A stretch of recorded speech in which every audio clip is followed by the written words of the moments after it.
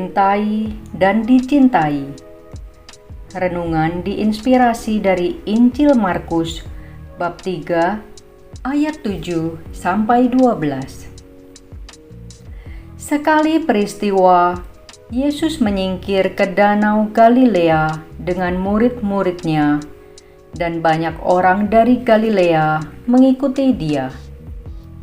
Juga dari Yudea, dari Yerusalem, dari Idumea, dari seberang Yordan, dan dari daerah Tirus serta Sidon, datanglah banyak orang kepadanya sesudah mereka mendengar segala yang dilakukannya. Karena orang banyak itu, Yesus menyuruh murid-muridnya menyediakan sebuah perahu baginya. Jangan sampai dia terhimpit oleh mereka. Sebab Yesus menyembuhkan banyak orang, sehingga semua penderita penyakit berdesak-desak ingin dijamah olehnya. Bila mana roh-roh jahat melihat Yesus, mereka jatuh tersungkur di hadapannya dan berteriak, "Engkaulah Anak Allah!" Tetapi dengan keras Yesus melarang mereka memberitahukan siapa Dia. Demikianlah sabda Tuhan. Kiprah Yesus menyembuhkan banyak orang sakit, rupanya tersiar dari mulut ke mulut sampai jauh ke selatan, daerah Yudea, dan ke utara, daerah Sidon dan Tirus. Sehingga tak heran banyak orang dari jauh datang kepada Yesus.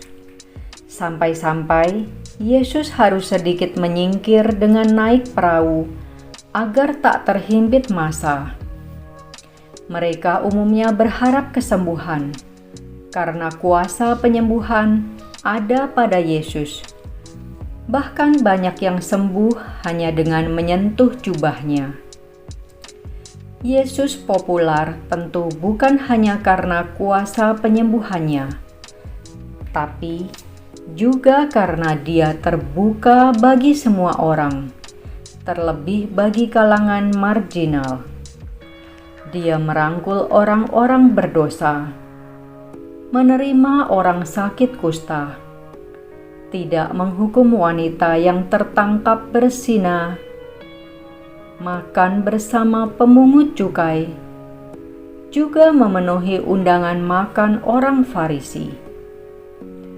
Dengan segala keutamaan ini, tak heran Yesus sungguh dicintai para pengikutnya. Membayangkan kerumunan massa, saya teringat video berita saat Jokowi berkunjung ke Papua akhir September lalu. Beberapa hari menjelang pembukaan PON 2020, Jokowi sudah berada di Papua untuk sekalian meresmikan beberapa proyek dan berbelanja di pasar-pasar. Dalam video berita, nampak rakyat Papua dan pendatang sepanjang jalan ramai berkumpul, berharap dapat bersalaman dan berfoto bersamanya.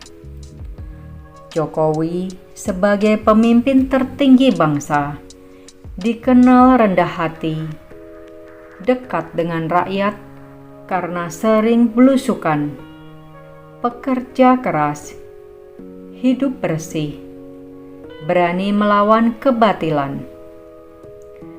Tidak heran kalau rakyat mencintainya, bahkan dunia menghormatinya.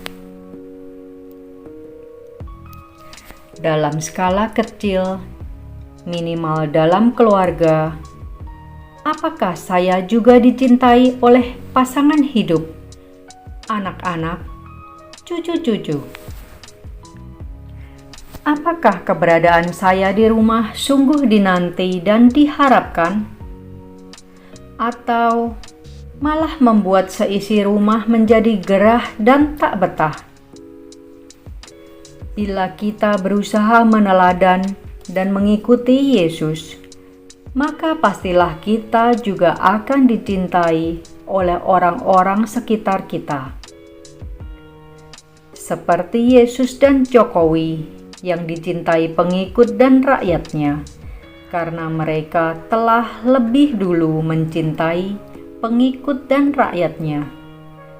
Maka ketika kita berhasil meneladaninya, seharusnya kita pun telah lebih dulu mencintai dan mengasihi orang-orang sekitar kita. Marilah berdoa. Tuhan Yesus, Engkau mengasihi semua orang, sehingga Engkau dicintai oleh pengikut-Mu. Biarlah Engkau membimbingku, agar aku pun mampu mengasihi orang-orang yang Kau percayakan kepadaku. Amin.